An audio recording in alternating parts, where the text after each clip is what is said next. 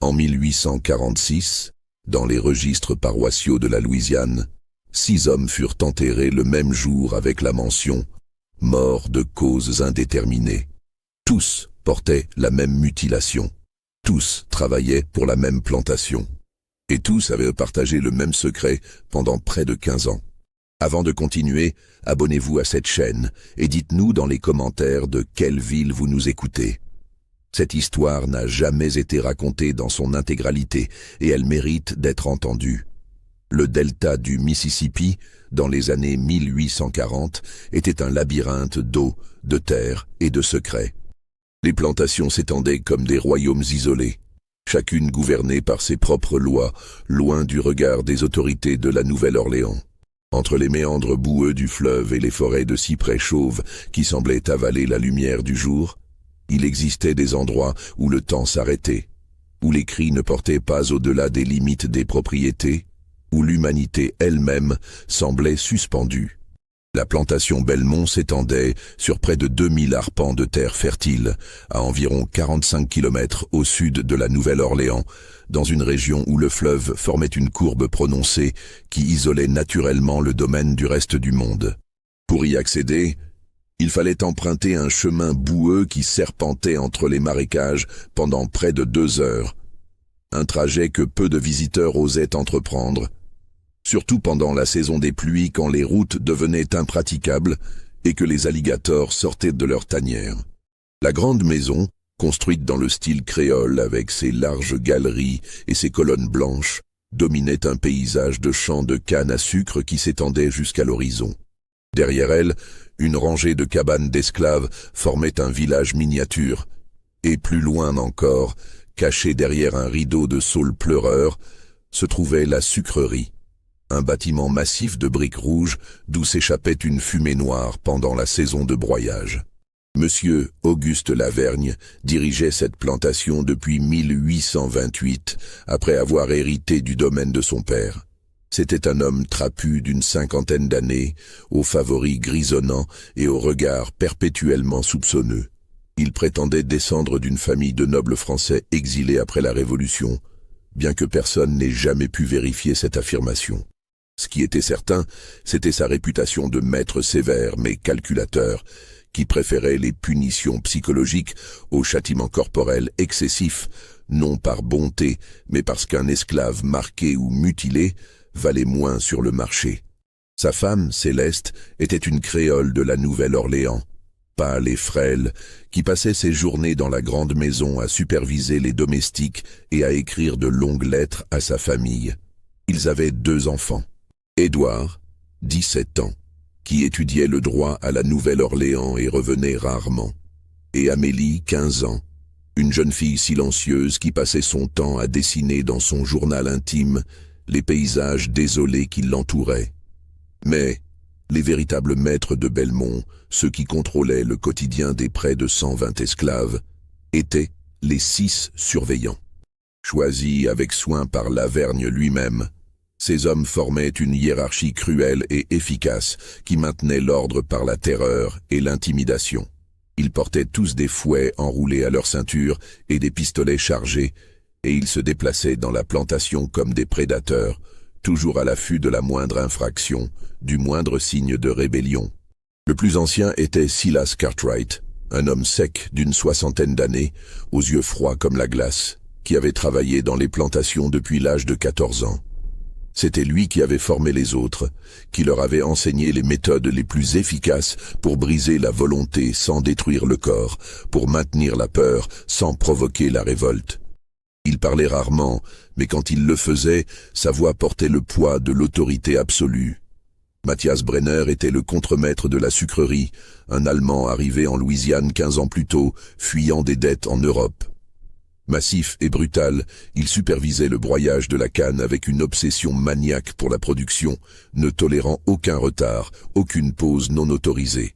Les esclaves qui travaillaient sous ses ordres portaient des cicatrices de brûlures causées par les chaudrons bouillants de sirop, car Brenner n'hésitait pas à pousser quelqu'un trop près du feu pour donner l'exemple. Jacques Fontenot, un créole de Bâton Rouge, était responsable des champs. Plus jeune que les autres, il n'avait que 32 ans, mais compensait son manque d'expérience par une cruauté gratuite qui le faisait craindre même de ses collègues. Il prenait plaisir à infliger des punitions publiques, à humilier les esclaves devant leur famille, à inventer des infractions pour justifier ses châtiments. Vincent Roussel surveillait les quartiers des esclaves et contrôlait les déplacements nocturnes. C'était un homme méticuleux qui tenait des registres détaillés de chaque esclave, notant leur comportement, leurs relations, leurs faiblesses potentielles. Il utilisait cette information pour manipuler, diviser et contrôler, créant un réseau d'informateurs parmi les esclaves eux-mêmes. Thomas Gallagher, un Irlandais au visage rougeau et à la voix tonnante, était chargé de la discipline générale. C'était lui qui administrait les punitions officielles, qui tenait le registre des infractions, qui décidait du nombre de coups de fouet pour chaque offense. Il se vantait de n'avoir jamais tué un esclave sous ses coups, affirmant que c'était la marque d'un bon surveillant de savoir exactement jusqu'où aller. Enfin, il y avait Lucien Thibault, le plus jeune, à peine 24 ans, fils d'un petit fermier ruiné qui avait accepté ce travail par désespoir. Contrairement aux autres, il semblait mal à l'aise dans son rôle, évitant parfois le regard des esclaves, hésitant avant de lever son fouet. Les autres le moquaient pour sa faiblesse supposée, mais Cartwright le gardait parce qu'il était précisément ce type d'homme, facilement contrôlable, qui ne poserait jamais de questions. Ensemble, ces 6 hommes formaient un système implacable de surveillance et de contrôle. Ils vivaient dans des cabanes séparées près de la grande maison, mangeaient ensemble, buvaient ensemble le soir sous la galerie, et partageaient ce lien particulier qui unit ceux qui exercent un pouvoir absolu sur d'autres êtres humains. Ils se considéraient comme les gardiens de l'ordre, les protecteurs de la civilisation contre le chaos potentiel que représentaient les esclaves. Dans ce monde étouffant et isolé, où chaque jour ressemblait au précédent, où le temps se mesurait en saison de récolte et en vente aux enchères, les esclaves de Belmont vivaient dans un état permanent de vigilance et de peur. Ils travaillaient du lever au coucher du soleil, 6 jours par semaine, sous le regard constant des surveillants. Leur vie était réglementée jusqu'au moindre détail, quand ils pouvaient manger, dormir, se déplacer, même parler. Mais dans les marges de cette existence contrôlée, il subsistait de minuscules espaces de résistance. Des chants pendant le travail qui contenaient des messages codés, des réunions secrètes la nuit dans les bois, des histoires transmises de génération en génération, qui maintenaient vivante une certaine idée de dignité et d'humanité, et des actes de défi si subtils qu'ils échappaient même à la surveillance omniprésente. Un outil délibérément cassé, une tâche accomplie juste assez lentement pour ne pas pouvoir être sanctionné, un regard échangé qui disait « Nous survivrons ». Ruth arriva à Belmont en décembre 1830, par un après-midi gris où la brume montait du fleuve comme un linceul. Elle avait été achetée lors d'une vente aux enchères à la Nouvelle-Orléans, et le peu que les registres mentionnaient à son sujet était inscrit dans l'écriture soignée de Lavergne. Femelle, environ 15 ans, apparence robuste, acquise pour $180. Origine, inconnue. Particularité, muette depuis la naissance selon le vendeur. En réalité, personne ne savait vraiment d'où venait Ruth, ni pourquoi elle ne parlait pas. Le marchand d'esclaves qui l'avait vendue avait raconté qu'elle avait été trouvée dans une plantation abandonnée près de Mobile, seule survivante d'une épidémie de fièvre jaune qui avait tué tous les autres. D'autres versions circulaient. Certains disaient qu'elle venait d'une cargaison illégale arrivée directement d'Afrique. D'autres qu'elle était née en captivité, mais avait été séparée de sa mère si jeune qu'elle n'avait jamais appris à parler. Ce qui était indéniable, c'était son silence. Ruth ne prononçait jamais un mot, jamais un son. Elle ne criait pas sous les coups, ne gémissait pas de douleur, ne fredonnait pas pendant le travail. Son mutisme était si complet, si absolu, qu'il en devenait presque inquiétant. Les autres esclaves, au début, tentèrent de communiquer avec elle, utilisant des gestes, des expressions faciales, des tentatives de langage corporel. Ruth répondait, mais toujours de manière minimale, économe, comme si chaque mouvement devait être calculé. Physiquement, Ruth était petite, à peine 1,60 m, avec une ossature fine qui la faisait paraître plus jeune que son âge. Sa peau était d'un noir profond, ses traits anguleux, ses yeux d'un brun si sombre qu'ils semblaient noirs. Elle gardait ses cheveux crépus tressés serrés contre son crâne, et son visage ne trahissait jamais aucune émotion. C'était cette absence totale d'expression qui troublait le plus ceux qui la regardaient. Ni joie, ni tristesse, ni colère, ni peur. Juste un masque impassible qui ne révélait rien. Les surveillants, au début, ne savaient pas trop comment réagir à ce silence. Pour des hommes dont le pouvoir reposait en grande partie sur l'intimidation verbale, sur la capacité à humilier et terroriser par les mots, l'impossibilité de provoquer une réaction de Ruth était déconcertante. Cartwright fut le premier à tenter de briser ce mutisme. Il l'isola un après-midi dans la cour, devant les autres esclaves rassemblés, et lui administra 15 coups de fouet en exigeant qu'elle crie, qu'elle supplie, qu'elle produise ne serait-ce qu'un gémissement. Ruth resta silencieuse. Son dos se cambra sous les coups, son corps tressaillit. Du sang coula sur sa robe déchirée, mais aucun son ne sortit de sa bouche. Elle regarda droit devant elle, les yeux fixés sur un point invisible à l'horizon. Et quand Cartwright eut terminé, essoufflée et frustrée, elle se redressa lentement, ramassa le seau qu'elle portait avant la punition, et retourna au travail. Cette démonstration eut un effet inattendu. Les surveillants, au lieu d'être rassurés par leur capacité à infliger la douleur, ressentirent une inquiétude diffuse. Le silence de Ruth n'était pas de la soumission. C'était quelque chose d'autre, quelque chose qu'ils ne parvenaient pas à identifier ni à contrôler.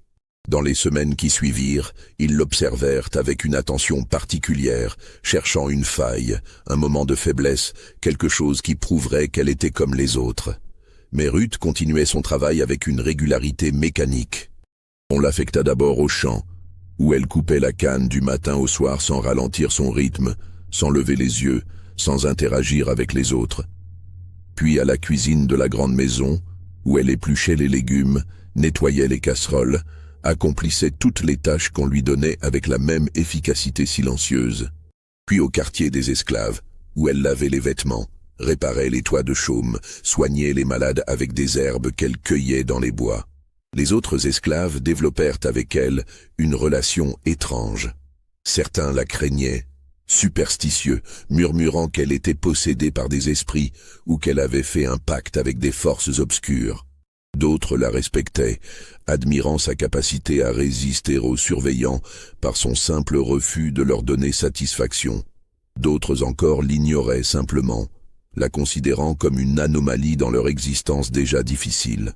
Une vieille femme nommée Esther, qui avait été amenée d'Afrique 40 ans plus tôt et qui servait de sage-femme et de guérisseuse dans les quartiers, fut la seule à établir une véritable connexion avec Ruth. Elle observa la jeune fille pendant des semaines, avant de l'approcher une nuit, dans sa cabane, avec une tisane et un regard compréhensif. Ruth la laissa s'asseoir, accepta le breuvage, et pendant des heures, Esther parla, racontant son histoire, sa capture, son voyage à travers l'océan, ses années de servitude. Ruth écouta sans jamais interrompre, sans jamais réagir visiblement. Mais Esther sentit qu'elle était entendue. À partir de cette nuit, une sorte de relation muette s'établit entre elles. Ruth aidait Esther dans ses soins aux malades, apprenant les propriétés des plantes, les techniques de guérison, les rituels qui apaisaient l'esprit autant que le corps. Esther, en retour, la protégeait des curiosités malsaines, expliquant aux autres que Ruth n'était pas dangereuse, juste différente. Les mois passèrent, puis les années. Ruth devint une présence familière à Belmont, cette silhouette silencieuse qui se déplaçait dans l'ombre, accomplissant ses tâches, évitant les regards, existant dans une forme de limbe entre visibilité et invisibilité. Les surveillants, frustrés de ne jamais pouvoir la briser vraiment, finirent par l'ignorer la plupart du temps, la considérant comme une bizarrerie inoffensive. Mais en 1835, 5 ans après son arrivée, quelque chose changea. Cela commença par de petits incidents, si mineurs qu'ils passèrent presque inaperçus au début. Des outils qui disparaissaient, puis réapparaissaient à des endroits inattendus. Des serrures qui ne fermaient plus correctement. Des cordes qui se brisaient sous un poids qu'elles auraient dû supporter. Des chevaux qui devenaient nerveux sans raison apparente. Les surveillants attribuèrent ces incidents à la négligence ou à la malchance. Mais ils devinrent plus fréquents, plus ciblés. Un jour, Brenner découvrit que le mécanisme du moulin à canne avait été saboté de manière si subtile qu'il fallut 3 jours pour identifier le problème, causant un retard coûteux dans le broyage. Une autre fois, Fontenot tomba malade après avoir bu de l'eau de son propre puits, une eau qui avait un goût légèrement amer que personne ne put expliquer. Ce fut Roussel qui, le premier, articula le soupçon qui germait dans l'esprit de tous. Par une soirée humide de juin 1835, alors que les 6 surveillants étaient réunis sur la galerie de la grande maison pour boire du whisky et jouer aux cartes, il posa sa main sur la table et dit d'une voix basse « C'est elle ». Les autres le regardèrent, attendant qu'il développe. Roussel alluma lentement sa pipe, laissant le silence s'installer, puis reprit « La muette. Ruth. Tous ces incidents ont commencé il y a 6 mois. Et si vous faites attention, si vous réfléchissez vraiment, elle était toujours quelque part à proximité quand les choses ont mal tourné. » Cartwright fronça les sourcils, sceptique. « Tu insinues qu'une esclave muette sabote délibérément la plantation ? Comment ? Pourquoi maintenant, après 5 ans de comportement irréprochable ? » « C'est précisément ce qui rend cela intelligent, » répondit Roussel. « Personne ne la soupçonne, elle est invisible. Les gens la voient sans la voir. Elle peut aller n'importe où, faire n'importe quoi, et personne ne s'en souvient parce qu'elle ne parle pas, ne fait pas de bruit, ne laisse pas de traces mémorables. » Brenner grogna, vidant son verre d'un trait. Même si c'est vrai, comment prouver quelque chose? On ne peut pas l'interroger, on ne peut pas la faire avouer. Son silence la protège. Alors on l'observe, dit Fontenot, ses yeux brillants d'un éclat cruel. Jour et nuit, on la suit partout. Et quand on la prend en flagrant délit, on fait un exemple qui marquera tous les autres pour les 50 prochaines années. Gallagher secoua la tête. Lavergne n'approuvera jamais une exécution basée sur des soupçons. Elle représente un investissement de $180, plus sa valeur de revente potentielle qui a augmenté maintenant qu'elle est formée. Il exigera des preuves concrètes. Alors on les obtiendra, conclut Cartwright, et son ton indiquait que la discussion était close. À partir de ce moment, Ruth devint le centre d'une surveillance constante. Les surveillants organisèrent un système de rotation où au moins 2 d'entre eux savaient toujours où elle se trouvait et ce qu'elle faisait. Ils examinèrent minutieusement chaque tâche qu'elle accomplissait, cherchant des signes de sabotage.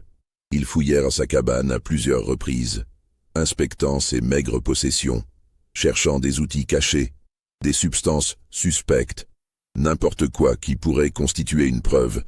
Ils ne trouvèrent rien. Ruth continuait son travail avec la même efficacité silencieuse, ne montrant aucun signe qu'elle était consciente de cette surveillance accrue. Son visage restait impassible, ses mouvements économes et précis, sa routine immuable. Les semaines passèrent, et les surveillants commencèrent à douter de leur hypothèse.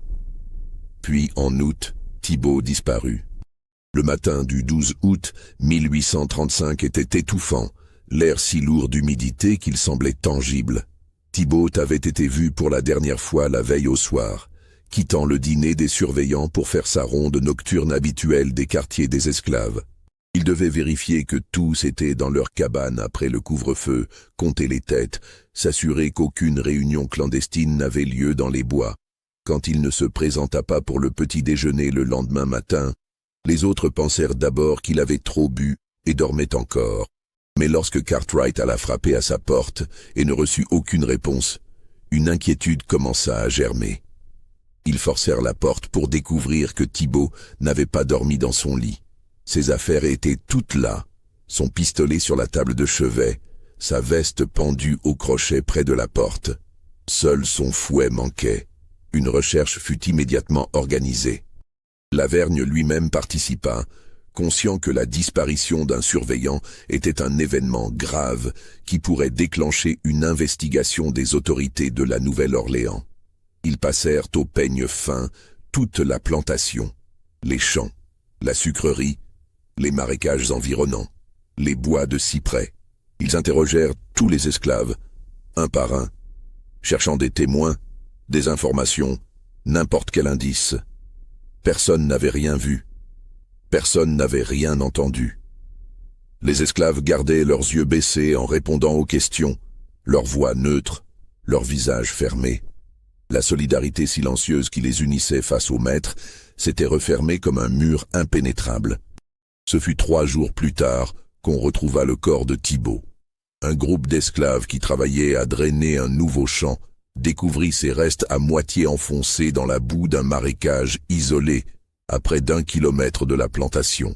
L'état de décomposition était déjà avancé à cause de la chaleur et de l'humidité, et les alligators avaient commencé leur travail. Mais ce qui glaça le sang de ceux qui examinèrent le corps, ce ne fut pas les morsures d'animaux, ni l'état de putréfaction. Ce fut ce qu'ils découvrirent dans la bouche de Thibault, quand le médecin de la Nouvelle-Orléans, appelé pour établir un certificat de décès, effectua son examen. La langue avait été coupée, tranchée à la base avec une précision chirurgicale, probablement avec une lame extrêmement aiguisée. Et selon le médecin, ce n'était pas arrivé après la mort. Les tissus montraient des signes de saignement vital, ce qui signifiait que Thibault était vivant quand cela s'était produit. Le médecin, un homme d'une 50aine d'années nommé Beaumont, qui avait vu beaucoup de choses horribles dans les plantations, écrivit dans son rapport: « La victime a été maintenue de force, probablement ligotée, tandis qu'on lui sectionnait la langue. La mort est survenue plusieurs heures plus tard, probablement par asphyxie due au sang qui s'écoulait dans la gorge, ou par choc. Les marques sur les poignets et les chevilles indiquent qu'il a lutté violemment. » Lavergne était horrifié, non par compassion pour Thibault, mais par les implications. Un meurtre d'esclave était une chose, regrettable, mais gérable. Un meurtre de surveillant, en revanche, était une attaque directe contre l'ordre établi, un acte de rébellion qui ne pouvait rester impuni. Si la nouvelle se répandait, toutes les plantations de la région seraient en danger. Les esclaves pourraient être encouragés à se révolter. Une investigation approfondie fut lancée. Le shérif de la paroisse, un homme corpulent nommé Dupuis, qui devait sa position à ses liens familiaux plutôt qu'à sa compétence, vint avec 3 adjoints. Ils interrogèrent de nouveau tous les esclaves, cette fois avec des méthodes plus coercitives. Ils fouillèrent chaque cabane, chaque recoin de la plantation, cherchant des armes, des traces de sang, n'importe quoi qui pourrait identifier le coupable. Ils ne trouvèrent rien. Pas de témoins, pas de preuves matérielles, pas d'aveu malgré les menaces et les châtiments. Le shérif, frustré et conscient de son incapacité à résoudre l'affaire, finit par conclure dans son rapport que Thibault avait probablement été attaqué par un esclave marron, un fugitif qui se cachait dans les marécages et qui avait profité d'une occasion pour se venger des surveillants en général. Cette explication, bien que peu satisfaisante, fut acceptée. Thibault fut enterré dans le petit cimetière près de l'église paroissiale et la vie à Belmont reprit son cours. Mais quelque chose avait changé. Les 5 surveillants restants étaient désormais sur leur garde, ne se déplaçant plus jamais seuls, vérifiant constamment derrière eux, dormant avec leurs armes chargées à portée de main. Et ils observaient Ruth avec une attention nouvelle. Parce que pendant les 3 jours où Thibault avait été porté disparu, Ruth avait continué son travail comme si de rien n'était. Pas un changement dans son comportement, pas un signe d'émotion quand le corps avait été découvert, pas la moindre réaction pendant les interrogatoires. Son silence habituel, cette fois, semblait presque moqueur. Cartwright, Brenner, Fontenot, Roussel et Gallagher se réunirent secrètement une nuit, loin de la grande maison, dans une cabane abandonnée en lisière de la propriété. Ils parlèrent à voix basse, conscients que même les murs pouvaient avoir des oreilles. « C'est elle », dit Roussel, répétant son accusation avec plus de conviction.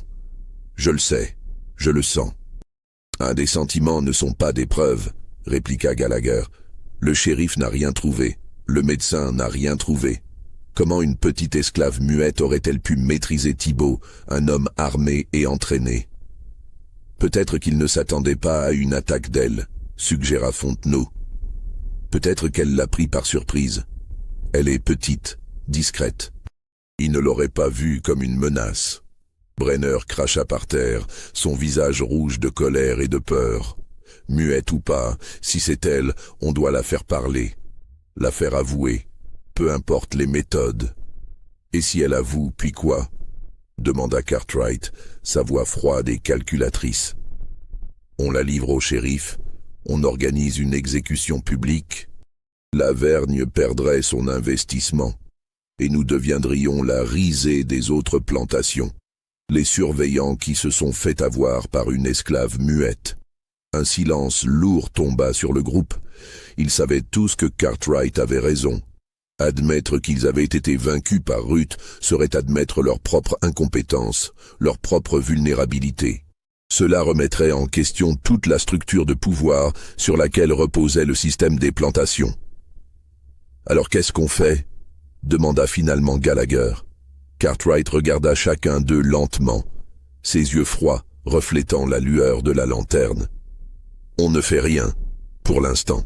On la surveille encore plus étroitement. On attend qu'elle commette une erreur. Et quand elle le fera, on règle ça nous-mêmes. Discrètement. Personne n'a besoin de savoir. Un accident pendant le travail. Une maladie soudaine. Il y a 1000 façons de faire disparaître un esclave sans poser de questions. » Les autres acquiescèrent lentement, un pacte tacite se formant entre eux. Ils protégeraient leur réputation en protégeant leurs secrets. Ruth ne sortirait jamais vivante de Belmont, mais sa mort devrait sembler naturelle, inévitable, dépourvue de toute connexion avec eux. Les mois qui suivirent furent tendus. L'atmosphère à Belmont était devenue oppressante, chargée d'une tension que même les esclaves qui ne savaient rien du meurtre de Thibaut pouvaient sentir. Les surveillants étaient plus brutaux, plus imprévisibles, frappant pour des offenses mineures, inventant des infractions quand il n'y en avait pas. C'était comme s'ils essayaient de réaffirmer leur contrôle par la violence, de repousser la peur qui les rongeait de l'intérieur. Ruth, pendant ce temps, continuait sa routine. Elle travaillait où on lui disait de travailler, accomplissait les tâches qu'on lui donnait, retournait dans sa cabane le soir. Les surveillants la suivaient partout, notant ses moindres mouvements, cherchant des schémas, des anomalies, des opportunités. Mais Ruth était insaisissable. Elle ne faisait jamais rien de suspect, ne parlait avec personne, ne s'écartait jamais de son chemin habituel. C'était comme si elle était devenue une ombre, une présence sans substance qui existait sans vraiment vivre. Esther, la vieille guérisseuse, remarqua le changement chez les surveillants avant que les autres esclaves ne le fassent. Elle avait vécu assez longtemps pour reconnaître les signes de peur chez les hommes qui détenaient le pouvoir. Elle observa comment ils regardaient Ruth, comment leurs mains se crispaient sur leurs armes quand elle passait près d'eux, comment leur conversation s'arrêtait brusquement quand elle entrait dans une pièce. Une nuit, elle s'assit près de Ruth, dans la cabane qu'elle partageait désormais, et elle parla doucement, comme elle le faisait toujours avec la jeune fille muette. « Ils ont peur de toi, » dit-elle. « Je ne sais pas pourquoi, je ne veux pas savoir. Mais je te connais assez maintenant pour comprendre que tu n'es pas ce qu'ils croient. Tu n'es pas silencieuse parce que tu ne peux pas parler. Tu es silencieuse parce que tu as choisi de l'être. » Ruth ne répondit pas, bien sûr. Mais ses yeux, pour la première fois depuis qu'Esther la connaissait, montrèrent quelque chose qui ressemblait à de la reconnaissance. Un instant fugace où le masque glissa, révélant une intelligence aiguë, une conscience totale de tout ce qui se passait autour d'elle. « Sois prudente, » continua Esther, « la peur rend les hommes dangereux, plus dangereux que la colère. La colère est chaude et impulsive, la peur est froide et calculatrice. Ils vont essayer de te détruire, mais pas de manière que tu puisses prévoir. » Ruth hocha imperceptiblement la tête, et Esther comprit que ses paroles avaient été entendues et comprises. Puis le masque se remit en place, et Ruth redevint cette présence silencieuse et impénétrable qui déconcertait tant ceux qui la regardaient. L'hiver de 1835 passa, puis le printemps de 1836 arriva. La tension à Belmont ne diminuait pas, mais elle devenait familière, presque routinière. Les surveillants maintenaient leur vigilance, mais celle-ci commençait à s'émousser avec le temps. On ne peut rester en état d'alerte maximale indéfiniment. La fatigue s'installe, la tension se relâche, les routines reprennent le dessus. Ce fut exactement ce sur quoi Ruth avait compté. En avril 1836, Brenner tomba malade. Cela commença par des maux d'estomac violents, des crampes qui le pliaient en deux, des vomissements incessants. Le médecin Beaumont fut appelé et diagnostiqua une intoxication alimentaire, probablement causée par de la viande avariée. Il prescrivit du repos et une diète stricte, assurant que Brenner se rétablirait en quelques jours. Mais Brenner ne se rétablit pas. Les symptômes s'intensifièrent, il développa une fièvre qui ne baissait pas malgré les compresses froides et les tisanes. Ses cheveux commencèrent à tomber par poignées. Ses gencives saignaient. Sa peau prit une teinte grisâtre inquiétante. Beaumont revint, perplexe. Les symptômes ne correspondaient à aucune maladie qu'il connaissait. Il prit des notes détaillées, examina Brenner de la tête aux pieds, posa des questions sur tout ce qu'il avait mangé, bu, touché dans les dernières semaines. Rien ne donnait d'explication claire. Pendant 2 semaines, Brenner agonisa dans sa cabane, soigné par les domestiques de la grande maison sous la supervision de Madame Lavergne. Il délirait pendant ses fièvres, parlant de choses incohérentes, criant des noms, revivant des scènes de son passé. Les autres surveillants venaient le voir, mal à l'aise, ne sachant que dire face à cette détérioration rapide. Ruth, pendant ce temps, fut assignée aux tâches de la cuisine pour remplacer temporairement une domestique malade. Elle préparait les repas, nettoyait les casseroles, servait le dîner aux surveillants. Personne ne fit attention à elle. Elle était devenue une partie du décor, si familière qu'elle en était invisible. Brenner mourut le 3 mai, au petit matin, dans des convulsions terribles. Beaumont, présent au moment du décès, ne put faire que constater l'évidence. Le corps avait cessé de fonctionner, mais il ne pouvait expliquer pourquoi. Dans son certificat de décès, il écrivit « Mort de cause naturelle indéterminée ». Une formulation vague qui cachait son incompétence mais aussi son malaise face à quelque chose qu'il ne comprenait pas. Les funérailles eurent lieu 2 jours plus tard, dans le petit cimetière paroissial. Brenner fut enterré à côté de Thibaut, et le prêtre prononça les paroles habituelles sur la miséricorde divine et l'acceptation de la volonté de Dieu. Les 4 surveillants restants assistèrent à la cérémonie, leurs visages fermés, leurs pensées invisibles. Après les funérailles, ils se réunirent de nouveau dans leur refuge secret. Cette fois, il n'y avait plus de débat sur la nature de la menace. Ils savaient, tous les 4, même s'ils ne pouvaient pas le prouver, que Ruth était responsable. 2 surveillants morts en moins d'1 an, dans des circonstances mystérieuses, c'était trop pour être une coïncidence. « Comment ?» demanda Gallagher, sa voix à peine plus haute qu'un murmure. « Comment une esclave muette qui ne touche jamais nos provisions, qui ne s'approche jamais de nos cabanes, pourrait-elle avoir empoisonné Brenner ?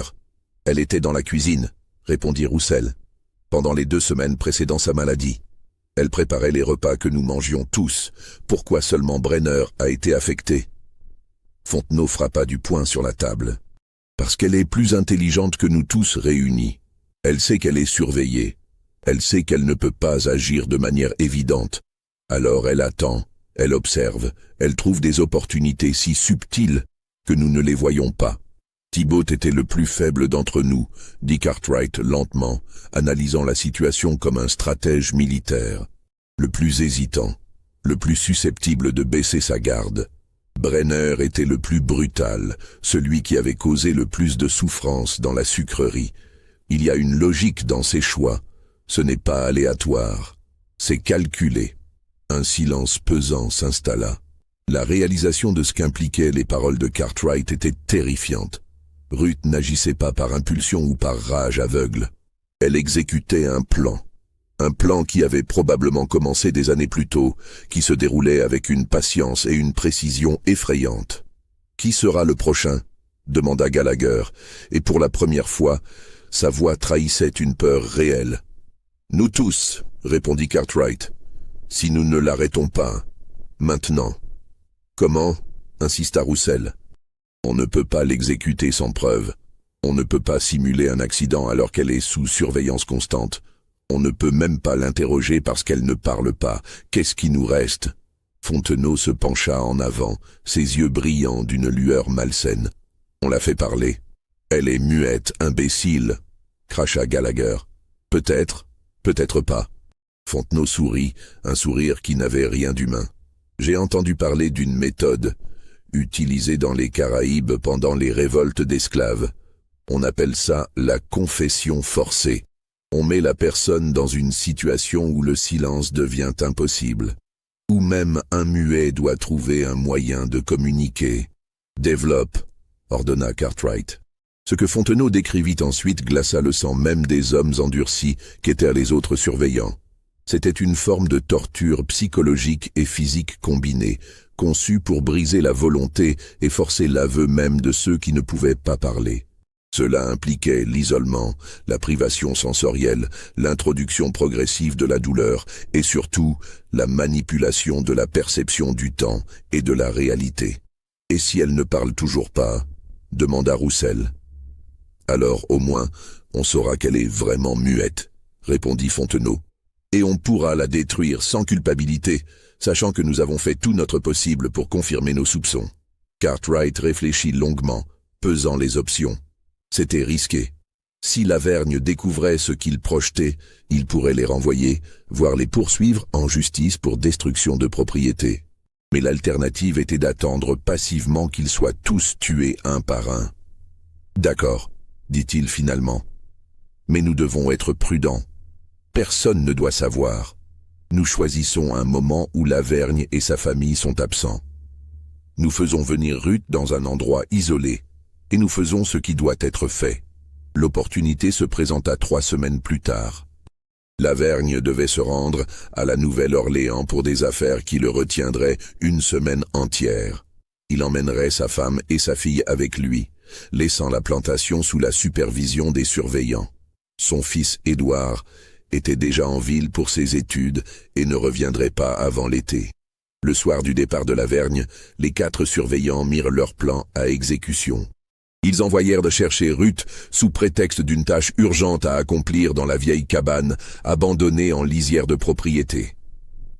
Ruth, comme toujours, obéit sans poser de questions, sans montrer d'émotion. Quand elle arriva à la cabane, seule dans l'obscurité croissante du crépuscule, les 4 hommes l'attendaient. Ils ne parlèrent pas, ils n'expliquèrent pas. Cartwright referma simplement la porte derrière elle, Roussel alluma une lanterne, et Fontenot s'avança avec des cordes. Ruth ne résista pas. Son visage resta impassible, tandis qu'il l'attachait à une chaise au centre de la pièce. Ses yeux se déplacèrent d'un homme à l'autre, lisant leurs intentions, comprenant parfaitement ce qui était sur le point de se passer. Mais elle ne montra aucune peur, aucune supplication. Juste ce calme déconcertant qui les avait toujours mis mal à l'aise. « Nous savons que c'est toi », commença Cartwright, sa voix froide et méthodique. « Nous savons que tu as tué Thibault. Nous savons que tu as empoisonné Brenner. Ce que nous voulons maintenant, c'est comprendre pourquoi et comment, et si tu as des complices. » Ruth le regarda, silencieuse. « Tu vas nous le dire », continua Cartwright. « D'une manière ou d'une autre, nous avons toute la nuit, toute la semaine si nécessaire. Personne ne viendra, personne ne t'entendra. Tu peux choisir de coopérer maintenant ou tu peux choisir de souffrir d'abord. Le résultat sera le même. » Ruth continua de le regarder et dans ses yeux, Cartwright vit quelque chose qui le fit frissonner malgré lui. Ce n'était pas de la peur, ce n'était pas de la défiance, c'était quelque chose de plus ancien, de plus profond. Une forme de patience absolue. Comme si elle savait quelque chose qu'ils ignoraient, comme si elle attendait depuis toujours que ce moment arrive. Ce qui se passa ensuite, dans cette cabane isolée au cours des 3 jours suivants, ne fut jamais raconté en détail. Les 4 surveillants firent tout ce qu'ils avaient planifié, et plus encore. Ils utilisèrent toutes les méthodes qu'ils connaissaient pour briser une personne. Ils alternèrent la douleur physique et la privation sensorielle. Ils lui retirèrent toute nourriture et toute eau. Ils lui parlèrent pendant des heures, décrivant en détail ce qu'ils allaient lui faire si elle ne coopérait pas. Ruth ne parla jamais. Pas un son, pas un gémissement, pas un cri. Son corps réagissait à la douleur, se contractant, tremblant. Mais sa bouche restait fermée. Ses yeux, même quand ils devenaient vitreux d'épuisement et de souffrance, gardaient cette qualité insondable qui rendait les surveillants de plus en plus frustrés et effrayés. Le 3e jour, Cartwright admit la défaite. Ils avaient échoué. Ruth était soit vraiment muette, soit possédait une volonté si forte qu'elle dépassait tout ce qu'ils avaient jamais vu. Dans les 2 cas, continuer était inutile et dangereux. Si elle mourait sous leurs mains, les questions seraient posées. Si elle survivait et montrait des marques évidentes de torture, Lavergne pourrait découvrir ce qu'ils avaient fait. Ils la détachèrent, laissèrent de l'eau et du pain près d'elle, et partirent, refermant la porte derrière eux. Leur plan était simple. Ils reviendraient le lendemain avec un remède pour ses blessures les plus visibles, puis ils la ramèneraient au quartier des esclaves avec une histoire plausible sur un accident. Ensuite, ils attendraient une autre opportunité, plus subtile cette fois, plus définitive. Mais quand ils revinrent le lendemain matin, la cabane était vide, les cordes gisaient sur le sol, coupées proprement. L'eau et le pain n'avaient pas été touchés. La porte, qu'ils avaient verrouillée de l'extérieur, était ouverte. Ruth avait disparu. La panique qui s'empara des 4 surveillants fut immédiate et viscérale. Une esclave disparue était toujours une crise majeure, mais dans ce cas, c'était bien plus que cela. Ruth connaissait leurs secrets. Elle savait ce qu'ils avaient fait. Et si elle parvenait à atteindre les autorités, à trouver un moyen de communiquer ce qui s'était passé, ils seraient tous ruinés. Mais Ruth ne pouvait pas parler. Cette pensée les réconforta brièvement, jusqu'à ce que Roussel fasse remarquer l'évidence. Elle peut écrire. Elle a passé des années dans la grande maison. Elle a vu les domestiques tenir des registres. Elle a probablement observé Madame Lavergne écrire ses lettres. Si elle sait écrire, elle peut raconter tout. Ils organisèrent immédiatement une recherche, mais contrairement à celle qui avait suivi la disparition de Thibault, celle-ci fut menée dans le secret absolu. Ils ne pouvaient pas alerter Lavergne, qui reviendrait dans 3 jours. Ils ne pouvaient pas mobiliser les autres esclaves, qui pourraient se poser des questions.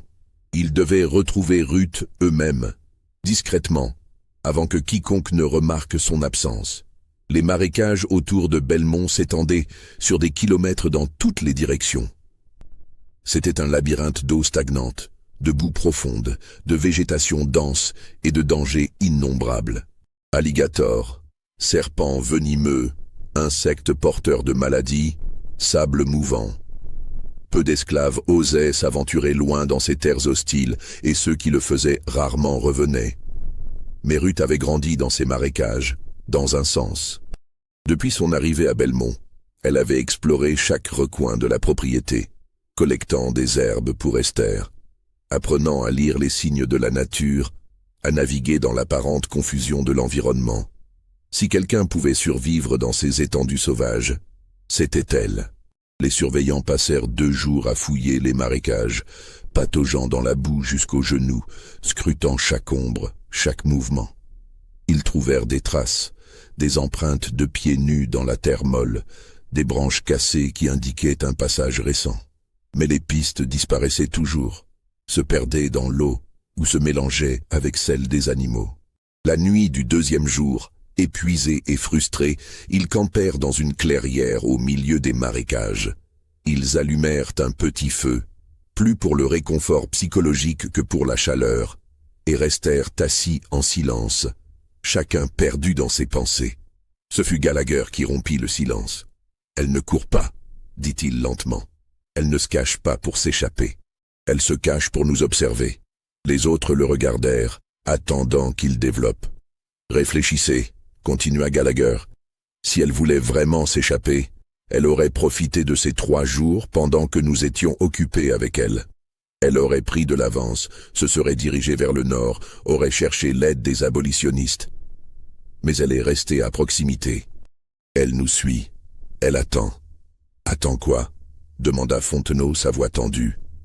Notre prochaine erreur, répondit Cartwright, qui avait compris où Gallagher voulait en venir. Elle sait que nous sommes vulnérables maintenant. Nous sommes fatigués. Nous sommes séparés de la plantation. Nous sommes dans son territoire. Un bruit résonna dans l'obscurité environnante. Un craquement de branches. Tous les quatre se levèrent d'un bond, armes au poing, scrutant les ombres au-delà du cercle de lumière projeté par le feu. Rien. Juste le silence oppressant de la nuit, interrompu occasionnellement par le cri d'un oiseau nocturne ou le plouf d'un alligator entrant dans l'eau. « On rentre », ordonna Cartwright, « maintenant ». Ils éteignirent le feu et commencèrent leur marche dans l'obscurité, utilisant une lanterne pour éclairer leur chemin. Le voyage de retour vers Belmont devait prendre environ 2 heures, mais ils se perdirent presque immédiatement. Les repères qu'ils avaient notés en venant semblaient avoir disparu ou changé. Les arbres se ressemblaient tous dans la faible lumière de la lanterne. Les chemins qu'ils pensaient reconnaître les menaient dans des impasses.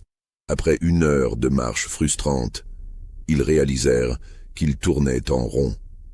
Ils revenaient sans cesse au même cyprès mort, reconnaissable à sa forme tordue. La panique commençait à s'installer. « Quelqu'un modifie les marques », dit Roussel, examinant les arbres autour d'eux. « Les entailles que j'avais faites pour nous guider ont été effacées. Regardez, ici. L'écorce a été grattée pour masquer la coupe. »« Elle nous piège », murmura Fontenot. « Elle nous guide dans le marécage, pour nous perdre, pour nous épuiser, pour... » Il ne termina pas sa phrase, mais tous comprirent. Pour les tuer, un par un, comme elle l'avait fait avec Thibault et Brenner. Cartwright prit une décision rapide. On reste groupés. On ne se sépare sous aucun prétexte. On continue vers l'est. Le fleuve est à l'est. Si on atteint le fleuve, on peut suivre la rive jusqu'à la plantation. Ils marchèrent, pendant ce qui sembla être des heures, la fatigue alourdissant chaque pas. L'obscurité semblait se refermer sur eux, la lanterne créant des ombres dansantes qui jouaient avec leur perception. Chaque bruit les faisait sursauter. Chaque mouvement dans leur vision périphérique les faisait pointer leurs armes vers les ténèbres. C'est alors que Fontenot cria. Ils se retournèrent pour le voir s'enfoncer soudainement dans ce qui semblait être de la terre ferme, mais était en réalité un piège de sable mouvant caché sous une fine couche de végétation. Il luttait, s'enfonçant de plus en plus avec chaque mouvement paniqué. Les 3 autres se précipitèrent pour l'aider, Cartwright saisissant une longue branche pour la tendre à Fontenot. Mais alors qu'ils étaient concentrés sur le sauvetage, un sifflement aigu traversa l'air, et Gallagher poussa un cri de douleur. Il tomba à genoux, une main sur son mollet. Dans la lumière vacillante de la lanterne tombée au sol, ils virent le serpent s'éloigner rapidement dans l'herbe. Roussel le reconnut immédiatement, un mocassin d'eau, l'un des serpents les plus venimeux de la région. « Non, non, non », gémit Gallagher, regardant la morsure sur sa jambe. 2 petites perforations d'où le sang commençait à couler. « Oh Dieu, non !» Cartwright était déchiré. Fontenot continuait de s'enfoncer, maintenant jusqu'à la poitrine, ses mouvements de plus en plus faibles. Gallagher avait besoin d'aide immédiate pour drainer le venin. Roussel et lui ne pouvaient pas gérer les 2 urgences simultanément. « Prends Gallagher », ordonna Cartwright à Roussel. « Essaye de drainer le venin, je m'occupe de Fontenot. » Mais quand Cartwright tendit de nouveau la branche vers Fontenot, celui-ci la manqua, ses doigts glissant sur l'écorce humide. Il sombrait trop vite maintenant, le sable mouvant ayant atteint son cou. Ses yeux étaient écarquillés de terreur, sa bouche ouverte dans un cri silencieux. Cartwright s'allongea sur le sol, essayant de se rapprocher sans tomber lui-même dans le piège. Il tendit sa main, ses doigts effleurant brièvement ceux de Fontenot. Puis, avec une dernière bulle d'air remontant à la surface, Fontenot disparut complètement, avalé par le marécage. Cartwright se redressa, haletant, couvert de boue. Roussel était penché sur Gallagher, essayant désespérément de faire une incision au-dessus de la morsure pour extraire le venin. Mais il faisait trop sombre, ses mains tremblaient trop, et il était évident qu'il ne savait pas vraiment ce qu'il faisait. « Il faut rentrer », dit Cartwright, sa voix rauque. « Maintenant. On ne peut rien faire pour Fontenot, Gallagher a besoin d'un médecin. » Ils aidèrent Gallagher à se lever, passant ses bras autour de leurs épaules. Il boitait sévèrement, gémissant à chaque pas. La jambe mordue avait déjà commencé à enfler, la peau prenant une teinte violacée inquiétante. Si cette histoire vous donne des frissons, laissez un like et dites-nous dans les commentaires ce que vous pensez qu'il va se passer. Ruth est-elle vraiment responsable de tout cela, ou y a-t-il quelque chose de plus complexe en jeu? La suite de leur voyage fut un cauchemar. Gallagher devenait de plus en plus faible, son poids reposant entièrement sur Cartwright et Roussel. Il délirait, parlant de choses incohérentes, revivant des scènes de son passé. Le venin se répandait dans son système, causant des hallucinations et des convulsions. Quand ils atteignirent finalement la lisière de Belmont, au lever du soleil, Gallagher était inconscient. Ils le portèrent jusqu'à sa cabane et envoyèrent immédiatement chercher le médecin. Beaumont arriva en milieu de matinée, examina la morsure, secoua la tête avec découragement. « Le venin est trop répandu, dit-il. Il aurait fallu intervenir dans la première demi-heure. Maintenant, tout ce que je peux faire, c'est essayer de le rendre confortable. » Gallagher mourut le soir même, dans des convulsions terribles qui rappelèrent de manière sinistre l'agonie de Brenner. Beaumont inscrivit « morsure de serpent » sur le certificat de décès, une cause parfaitement naturelle et explicable. Il ne restait plus que Cartwright et Roussel. Cette nuit-là, épuisés physiquement et mentalement, ils se réunirent une dernière fois. Ils ne parlèrent pas de leur plan pour tuer Ruth. Ils ne discutèrent pas de stratégie ou de méthode. Ils parlèrent simplement de survie. « On quitte Belmont », dit Roussel, sa voix à peine audible. « On prend nos affaires et on part. Ce soir, on invente une excuse.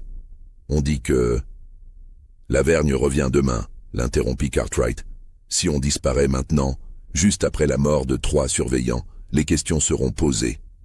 Les enquêtes seront menées. On sera recherché. Notre carrière sera terminée. Notre réputation détruite. Préfères-tu être mort ?» demanda Roussel, fixant Cartwright avec des yeux injectés de sang. « Parce que c'est ce qui va arriver. Elle ne s'arrêtera pas. Pas maintenant. Elle a gagné. Elle nous a battus. La seule chose sensée à faire est de partir. » Cartwright réfléchit longuement. Toute sa vie, il avait été un homme de contrôle. Il avait construit sa carrière sur sa capacité à maintenir l'ordre, à dominer les situations, à ne jamais montrer de faiblesse. Admettre la défaite face à une esclave muette allait contre tout ce qu'il était. Mais il n'était pas stupide. Il comprenait les mathématiques de la situation. 3 hommes morts en moins de 2 ans. 2 survivants de plus en plus paranoïaques et épuisés. Et Ruth, quelque part là-bas, patiente et implacable, attendant sa prochaine opportunité. « D'accord », dit-il finalement, « on part, mais pas ce soir. Demain, après le retour de Lavergne. On lui dit qu'on a reçu une offre d'emploi ailleurs, qu'on donne notre démission, qu'on recommande des remplaçants, on fait les choses proprement, sans éveiller de soupçons. » Roussel acquiesça, soulagé. Ils passèrent le reste de la nuit à planifier leur départ, vérifiant compulsivement les verrous de leurs portes, sursautant à chaque bruit, gardant leurs armes chargées à portée de main. Mais Ruth ne vint pas cette nuit-là, ni la suivante. Quand Lavergne revint avec sa famille, il fut choqué d'apprendre les décès de Fontenot et Gallagher. Cartwright lui raconta une version soigneusement construite des événements. Une excursion de chasse qui avait mal tourné, un accident tragique mais explicable dans un environnement aussi dangereux que les marécages de Louisiane. Lavergne accepta l'explication, bien que son regard suggéra qu'il se posait des questions. 3 surveillants morts en si peu de temps était statistiquement improbable, mais pas impossible. Et franchement, retrouver de bons surveillants était difficile et coûteux. Il ne voulait pas perdre Cartwright et Roussel en plus. C'est pourquoi il fut si contrarié quand, le lendemain, les 2 hommes vinrent lui annoncer leur démission. Cartwright invoqua des raisons familiales, une opportunité dans une autre paroisse. Roussel parla de problèmes de santé, du besoin de changer d'air. Leurs excuses étaient faibles et manifestement préparées, mais Lavergne ne pouvait pas les forcer à rester. Il leur accorda 1 semaine pour former leurs remplaçants et organiser la transition. 1 semaine pendant laquelle Cartwright et Roussel furent les hommes les plus vigilants de toute la Louisiane. Ils ne se séparaient jamais. Ils ne mangeaient que de la nourriture qu'ils avaient préparée eux-mêmes. Ils vérifiaient leur cabane pour des pièges avant d'entrer. Ils dormaient à tour de rôle, l'un gardant toujours pendant que l'autre reposait. Et ils cherchaient Ruth, constamment, obsessivement, mais elle restait introuvable. C'était comme si elle s'était évaporée dans les marécages, devenue une légende, un fantôme. Le jour de leur départ arriva enfin.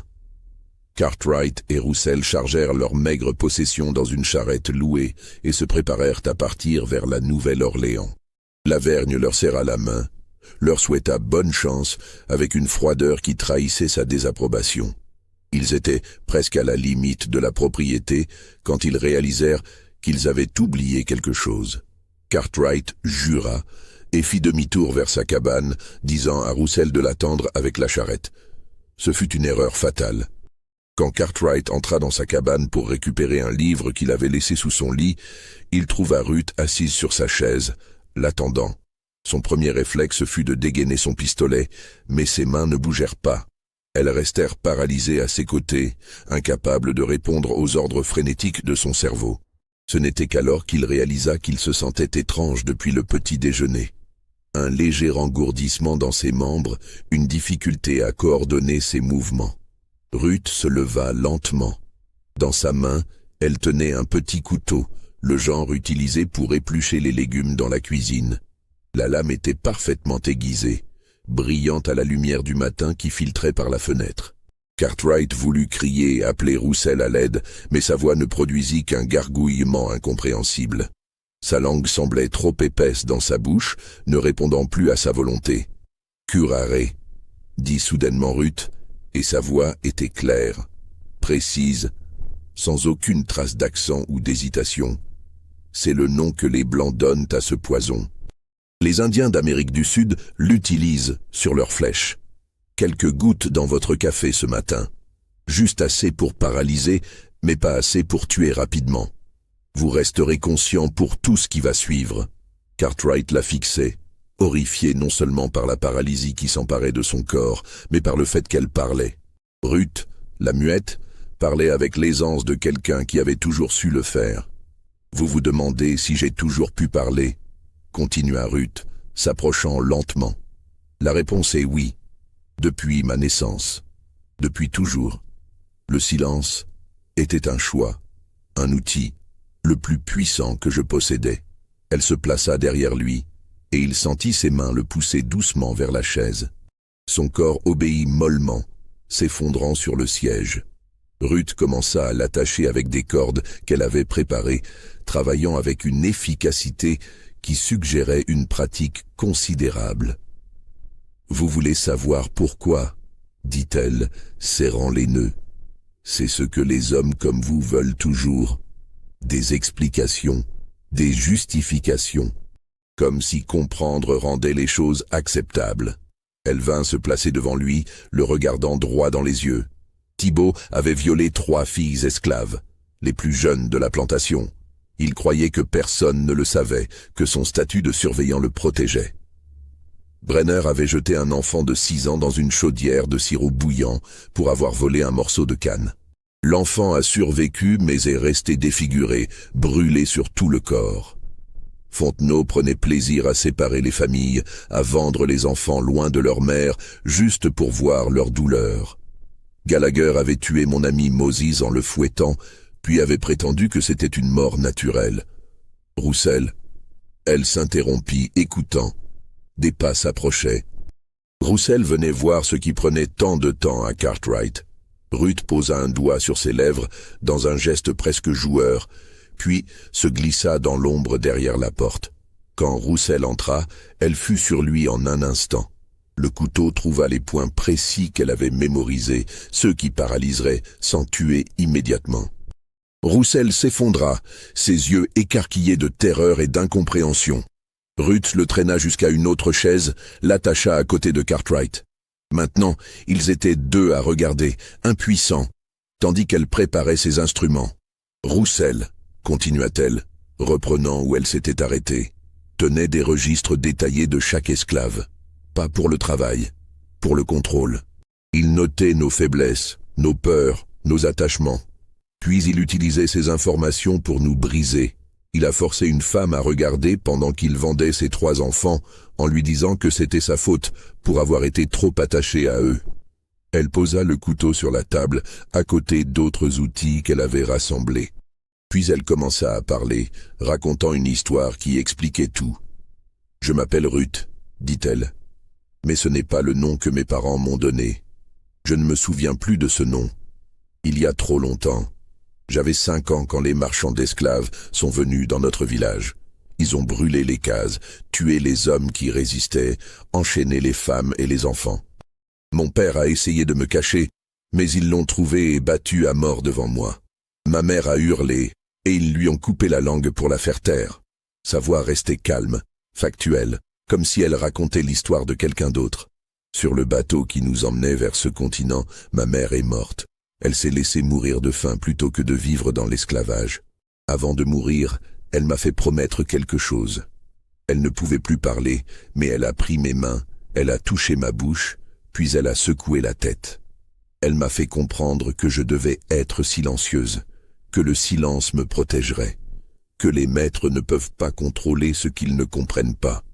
J'avais 6 ans quand j'ai décidé de ne plus jamais parler. Pas un mot, même pendant les coups. Même pendant les viols, même pendant les tortures, le silence est devenu mon armure. Et avec le temps, les gens ont cru que j'étais née muette. Ils ont cessé de me voir comme une menace. Je suis devenue invisible. Elle s'approcha de Cartwright, tenant le couteau près de son visage. J'ai observé pendant 15 ans. J'ai appris comment fonctionne ce système. J'ai identifié les hommes les plus cruels, ceux qui prenaient plaisir à la souffrance. Et j'ai décidé que chacun paierait pour ce qu'il avait fait. Pas rapidement, pas impulsivement, mais méthodiquement, patiemment, avec la même absence de pitié qu'ils avaient montrée. Thibaut était le premier parce qu'il était le plus faible, le plus facile à isoler. Je l'ai suivi dans les marécages pendant sa ronde. Je me suis approché de lui en feignant d'être blessé et perdu. Quand il s'est penché pour me voir, je l'ai frappé avec une pierre. Puis, je l'ai traîné dans un endroit préparé à l'avance. Je l'ai attaché, et je lui ai coupé la langue, exactement comme ils avaient fait à ma mère. Brenner était plus difficile. Le poison devait être administré progressivement, mélangé à sa nourriture sur plusieurs semaines. De l'arsenic, extrait de plantes locales, en doses si petites qu'aucun médecin ne pourrait le détecter. Il a souffert, comme l'enfant qu'il avait brûlé a souffert. Fontenot et Gallagher étaient une opportunité. Quand vous m'avez torturé dans la cabane, j'ai su que vous paniqueriez en découvrant mon évasion. J'ai su que vous iriez dans les marécages pour me chercher. J'ai passé ces 3 jours à préparer le terrain, à modifier les marques, à identifier les pièges naturels, à placer le serpent exactement où je savais que vous passeriez. Elle se tourna vers Roussel, le regardant froidement. Vous deux, vous avez failli vous échapper, mais la lâcheté qui vous a poussé à fuir était la même qui vous rendait prévisible. Je savais que Cartwright reviendrait pour quelque chose qu'il aurait oublié. Les hommes comme lui ne peuvent s'empêcher d'être méticuleux, même dans la panique. Ruth prit une longue respiration, puis reprit son couteau. Maintenant vient la partie que vous redoutiez depuis que vous avez découvert les corps. La question n'est pas si je vais vous couper la langue, c'est combien de temps vous resterez conscient pendant que je le fais. Ce qui suivit fut rapide et précis. Ruth avait appris l'anatomie en aidant Esther avec les soins aux malades. Elle savait exactement où couper, comment minimiser le saignement immédiat pour prolonger la conscience, comment infliger la plus grande terreur psychologique avant la douleur physique. Cartwright et Roussel ne moururent pas immédiatement. Ruth les laissa attachés. leur langue coupée posée devant eux sur la table, contemplant leur sort pendant qu'ils se vidaient lentement de leur sang. Elle resta assise là, les regardant, son visage de nouveau impassible, patiente. Quand ce fut terminé, elle nettoya méthodiquement la scène. Elle brûla les cordes. Elle lava le couteau. Elle fit disparaître toute trace de sa présence.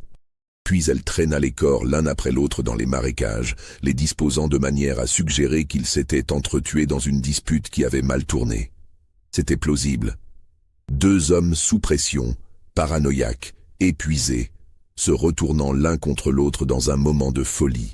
Le shérif Dupuis, quand il arriva 3 jours plus tard pour examiner la scène, accepta cette explication avec soulagement. C'était plus simple que d'admettre qu'une esclave avait systématiquement tué 6 surveillants sur 2 ans. Les corps de Cartwright et Roussel furent enterrés aux côtés de ceux de Thibault, Brenner, Fontenot et Gallagher dans le petit cimetière paroissial. 6 tombes alignées, 6 pierres tombales identiques. 6 hommes morts dans la même plantation sur une période de moins de 2 ans. Les rumeurs circulaient, bien sûr, dans les plantations voisines, dans les bars de la Nouvelle-Orléans, dans les conversations chuchotées des esclaves. Certains parlaient d'une malédiction sur Belmont, d'autres d'une vengeance divine contre des hommes particulièrement cruels. D'autres encore évoquaient des sociétés secrètes d'esclaves qui ciblaient les surveillants les plus brutaux. Mais personne ne parla de Ruth, parce que Ruth était redevenue invisible, silencieuse, muette. Elle avait repris sa routine avec la même efficacité mécanique, la même absence d'expression, la même présence fantomatique qui ne marquait pas les mémoires. Lavergne engagea de nouveaux surveillants, des hommes venus d'autres paroisses, attirés par les salaires élevés qu'il offrait maintenant pour compenser la réputation sinistre de la plantation. Ces nouveaux hommes étaient différents, plus prudents, moins brutaux, comme s'ils avaient compris, sans que personne ne le dise explicitement, qu'il existait une ligne à ne pas franchir à Belmont. La production de la plantation continua. Les saisons se succédèrent. L'esclavage en Louisiane continua pendant près de 20 ans encore, jusqu'à ce que la guerre civile mette fin au système qui avait permis à des hommes de posséder d'autres êtres humains. Mais les esclaves de Belmont portaient en eux une connaissance secrète. Ils savaient, même s'ils ne pouvaient pas le prouver, ce qui s'était réellement passé. Ils connaissaient l'histoire de Ruth la Muette, la petite esclave qui avait tué 6 surveillants et qui n'avait jamais été découverte. Cette histoire fut transmise de génération en génération, murmurée dans les cabanes la nuit, racontée aux enfants comme un conte moral sur la patience et la vengeance. Avec le temps, elle devint une légende, un mythe. Les détails changèrent. Certaines versions ajoutèrent des éléments surnaturels. D'autres transformèrent Ruth en une figure presque mystique. Mais au cœur de toutes ces versions restait la même vérité fondamentale. Dans un système conçu pour briser l'humanité des esclaves, une femme avait trouvé un moyen de résister, pas par la rébellion ouverte qui aurait été immédiatement écrasée, pas par la fuite qui aurait mis en danger d'autres esclaves, mais par une vengeance calculée, méthodique, invisible. Esther, la vieille guérisseuse, mourut en 1842, emportant avec elle les secrets qu'elle avait gardés. Sur son lit de mort, elle appela Ruth à ses côtés. Les 2 femmes restèrent assises en silence pendant des heures, communiquant dans ce langage sans parole qu'elles avaient développé au fil des années. Avant de fermer les yeux pour la dernière fois, Esther toucha la main de Ruth et murmura « Tu as fait ce qui devait être fait, mais maintenant il faut que tu vives, vraiment vives, pas juste survives, promets-le-moi. » Ruth hocha la tête, et pour la première fois depuis 15 ans, une larme coula sur sa joue. La guerre civile éclata en 1861. Belmont, comme beaucoup de plantations louisianaises, fut dévasté par les combats et l'occupation militaire. Lavergne perdit sa fortune, sa propriété fut saisie et la famille dut fuir vers le nord. Quand l'émancipation fut proclamée en 1863, Ruth avait 48 ans. Elle était l'une des rares esclaves de l'époque originale de Belmont à avoir survécu si longtemps. Les autres la regardaient avec un mélange de respect et de crainte. Cette femme silencieuse qui avait traversé décennies de servitude sans jamais se briser. Le jour de la libération, alors que tous les esclaves se rassemblaient devant les ruines de la grande maison pour entendre la lecture de la proclamation d'émancipation, quelqu'un demanda à Ruth si elle comptait enfin parler maintenant qu'elle était libre. Ruth les regarda. Ces visages qui l'avaient accompagnée pendant tant d'années. Ces gens qui avaient partagé sa captivité sans jamais connaître son secret. Elle ouvrit la bouche, comme pour dire quelque chose. Puis elle sourit, secoua la tête, et resta silencieuse. Parce que certains secrets méritent d'être gardés. Certaines histoires ne doivent jamais être confirmées. Et certaines vérités sont plus puissantes quand elles restent dans le domaine du possible, du plausible, du jamais tout à fait prouvé. Ruth vécut encore 23 ans après l'émancipation. Elle s'installa dans une petite maison près de la Nouvelle-Orléans, travaillant comme herboriste et guérisseuse, respectée dans la communauté afro-américaine pour sa sagesse et ses connaissances. Elle ne se maria jamais, n'eut jamais d'enfant, vécut une vie simple et discrète. Elle mourut en 1886, à l'âge de 71 ans. Ses funérailles furent modestes, mais un nombre surprenant de personnes y assista. Des gens qui l'avaient connue à Belmont, leurs enfants et petits-enfants, des membres de la communauté créole de la Nouvelle-Orléans, même quelques Blancs qui l'avaient consulté pour ses remèdes. Sur sa pierre tombale, conformément à ses volontés testamentaires, fut gravé simplement « Ruth, née dans le silence, morte libre ». Personne ne mentionna les 6 surveillants. Personne ne parla de vengeance ou de justice. Mais tous ceux qui connaissèrent l'histoire, ou qui en avaient entendu des fragments, comprenaient ce que ces mots signifiaient vraiment. Dans les années qui suivirent, des historiens tentèrent occasionnellement de vérifier les faits concernant les morts mystérieuses à la plantation Belmont. Ils consultèrent les registres paroissiaux, les certificats de décès, les témoignages. Mais les documents de l'époque étaient incomplets, contradictoires, parfois délibérément falsifiés pour protéger les intérêts des propriétaires. Ce qui restait était une série de morts suspectes. Une succession de coïncidences improbables, et au centre de tout cela, une femme dont le silence avait été à la fois son arme et son bouclier. Les descendants des esclaves de Belmont continuent de raconter l'histoire de Ruth la Muette. Elle fait partie de la tradition orale de la Louisiane afro-américaine, un récit de résistance et de survie dans le système le plus brutal jamais conçu. Certains disent qu'elle est un exemple de la dignité humaine qui persiste même dans les circonstances les plus déshumanisantes. D'autres la voient comme une figure de justice implacable, celle qui a puni ceux que le système légal protégeait. La plantation Belmont n'existe plus aujourd'hui. Les bâtiments ont été détruits pendant la guerre civile et la terre a été vendue et subdivisée au fil des décennies. Il ne reste qu'un marqueur historique sur la route, mentionnant brièvement qu'une plantation se trouvait autrefois à cet endroit, active de 1820 jusqu'à 1863. Le marqueur ne mentionne pas Ruth. Il ne parle pas des 6 surveillants. Il ne raconte pas l'histoire de vengeance qui s'est déroulée sur ces terres.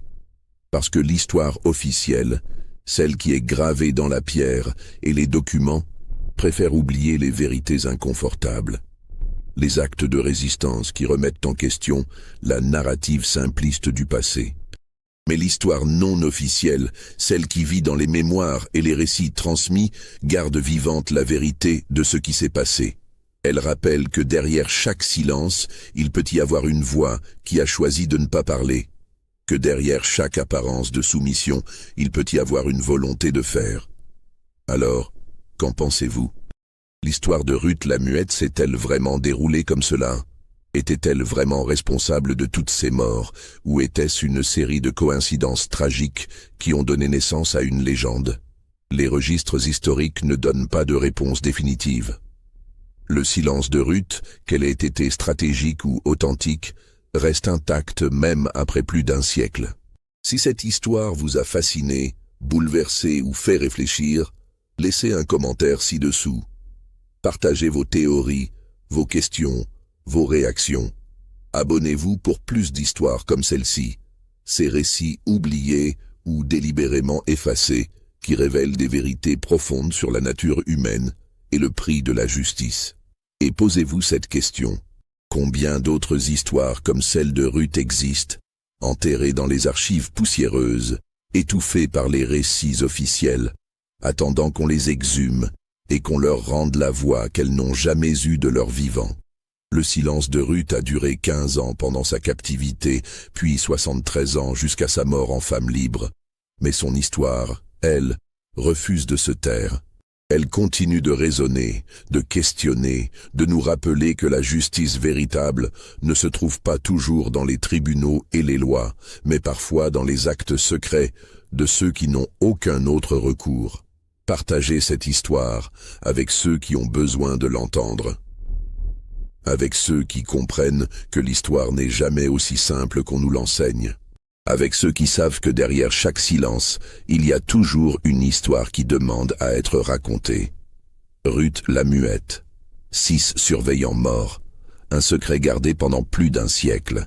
Et une question qui reste sans réponse. La vengeance est-elle justice quand le système lui-même protège les coupables? À vous de décider. À vous de juger. À vous de vous souvenir.